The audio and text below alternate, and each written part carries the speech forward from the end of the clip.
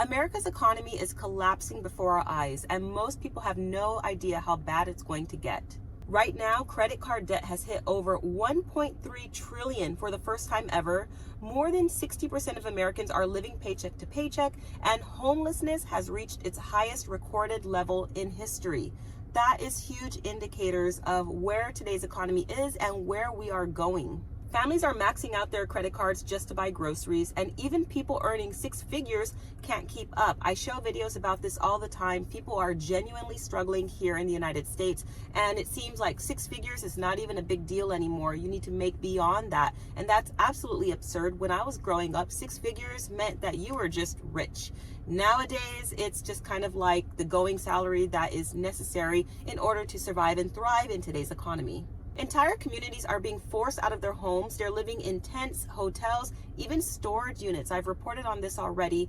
And this should all be proof, again, that America is in decline. And if you're not seeing that, then I don't know what to say. A lot of people are still living like nothing is wrong. And yet there are a lot of things that we could be doing right now to prepare for what is coming down the pipeline. First of all, everybody should build a 30 to 90 day supply stockpile of food and use things that you eat. So put things in your pantry like shelf stable canned meats. Think of rice, beans, oatmeal, anything that you and your family do eat.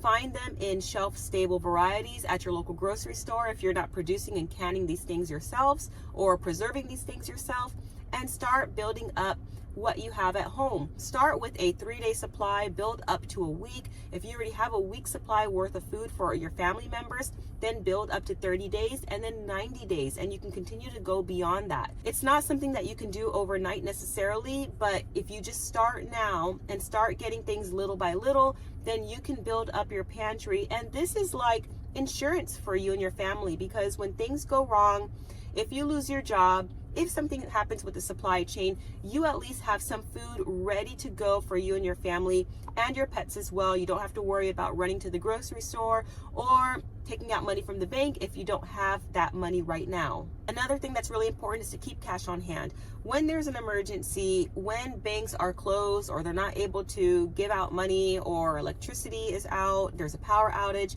you need to have cash. Cash can still purchase things right away after an emergency strikes. People still have confidence in the American dollar, so you can go and use money to go ahead and buy things.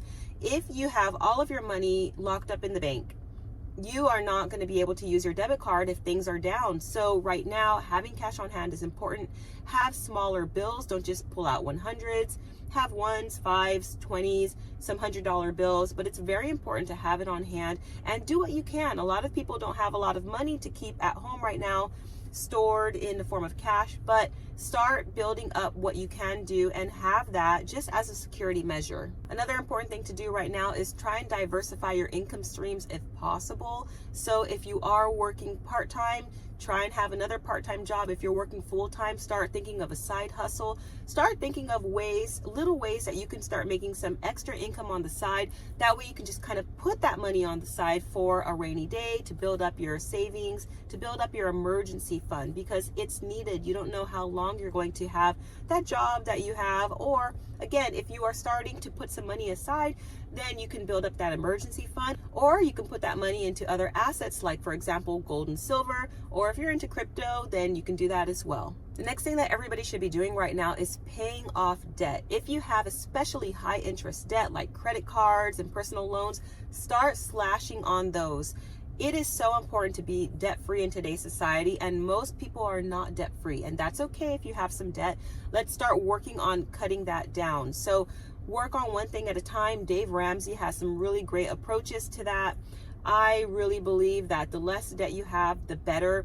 Start working on that, and definitely don't accumulate more debt right now. If you can't afford paying it with cash, don't get it. It's not that important. Back in the day, if somebody didn't have the money to buy something, they couldn't just whip out 10 credit cards and find a way to purchase it. They had to delay gratification, save up money, and then make those purchases. And you can do the same thing today. Never mind that we have so many credit cards accessible to us. Pretend that it's not there, because it's just going to be a debt trap for you. Next, start learning some basic skills. Buy some seeds, plant something in your backyard. If you don't have a yard, you can do container gardening. That's another big thing you can do. Even if you're living in an apartment, you can use that on your balcony. It's really not hard to do. You can even plant an herb garden inside your house, but you want to start practicing these things. You can learn how to can, you can learn how to change the oil in your own car. You can learn some basic medicinal things like with different herbs and tinctures to treat various illnesses. Start learning different things because it's never a better time than now. And don't ever think that you may not need to know these skills. The more traditional skills we can learn, the better it is for us. You got to think we are so far removed from being able to do practically anything for ourselves anymore. And it wasn't like this a couple generations ago. They were so much more independent, our ancestors before, and now we are just so much more dependent. So if we can start to reverse that little by little, it will have a compounding effect, and it's just only going to do us good. So start thinking about what type of skill can I do myself right now and not just, rely on others for. Something huge that people don't think about a lot as well is having clean water stored up and having some purification systems as well. So water is very important. You need water to live. You need water for hygiene. You need water to do basic things in the house. You need water to cook. You need water to clean with.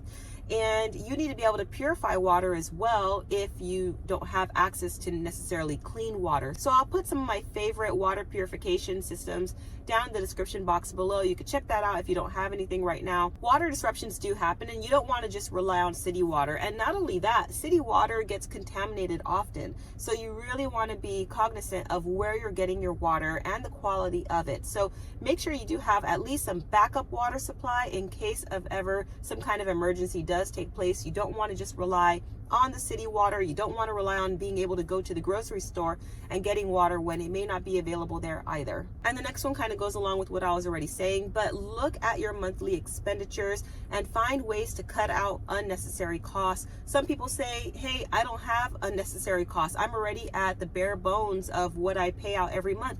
Well, good for you then that's great. But for those that do have extra expenses and you are not even saving money right now, cut out those expenses and start putting that money towards savings. And then next, start building up your community connections. We are living in a day where we isolate ourselves so much, especially because of the internet and social media, that we forget to make friends with our neighbors, find friends in our community.